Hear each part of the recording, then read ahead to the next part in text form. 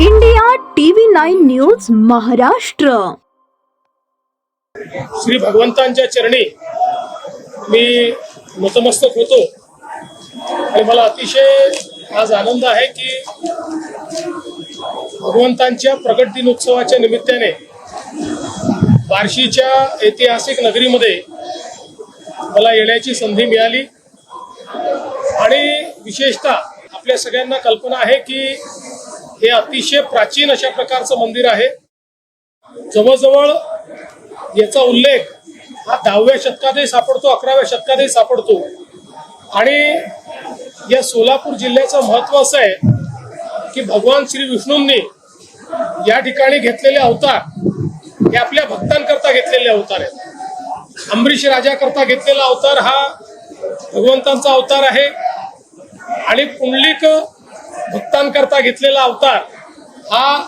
श्री विठ्ठलांचा अवतार आहे। त्यामुळे मला असं वाटतं की हा जो आपला इतिहास आहे, हे जे आपलं स्थापत्य आहे, हे जे आपलं अध्यात्म आहे, ही जी आपली संस्कृती आहे ती जपणं अत्यंत गरजेचं आहे आणि या सगळ्या परंपरा ज्या इतक्या वर्षापासून चालत आलेल्या आहेत त्यातनं जे लोकपरंपरा तयार झालेल्या आहेत या सगळ्या गोष्टी मला असं वाटतं महत्वाच्या आहेत आणि म्हणूनच मागच्याही काळात भगवंतांचं दर्शन घ्यायला मी आलो होतो, पण राजाभाऊ राऊतांचं सातत्याने आग्रह होता की प्रकट दिन उत्सवाच्या निमित्ताने या ठिकाणी आलं पाहिजे आणि मला देखील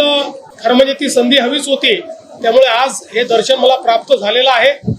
राजाभाऊंनी जो आराखडा इथला तयार केलेला आहे त्याला सरकार पूर्ण समर्थन देईल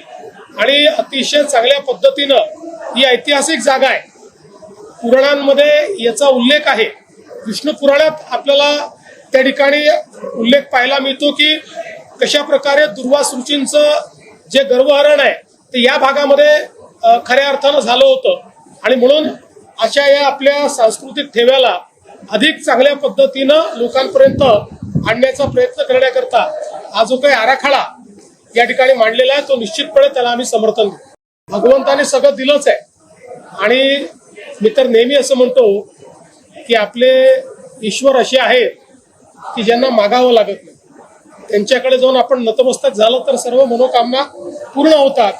आणि शेवटी ईश्वरीय शक्ती ही आपल्याला मानसिक बळ देणारी आहे आणि मानसिक बळ मिळालं तर किती प्रश्न समोर आले तरी आपण त्याच्यावर उत्तर शोधू शकतो।